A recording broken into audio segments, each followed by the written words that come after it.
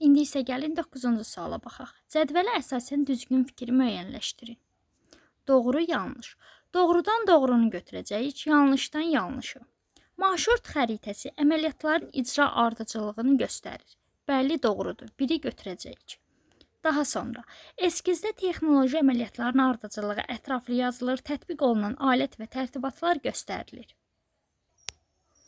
Eskizdə biz dedik ki, nisbət nəzərə alınmaqla, ölçüləri göstərməklə əllə yerinə yetirilir. Və demişdik ki, eskiz detalın bir tərəfdən görünüşü təsvir edilir.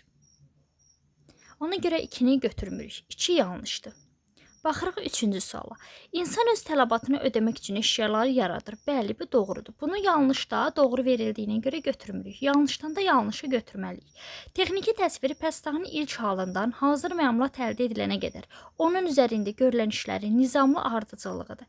Biz demişdik, əgər nizamlı ardıcıllıq varsa, texnoloji proses götürməliyik.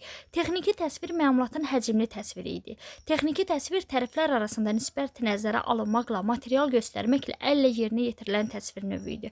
Və demişdik ki, texniki təsvir üzrə məmulatın forması asan anlaşılır.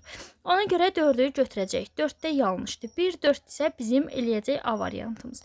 Doğrudan doğru 1, yanlışdan yanlış dedik 4.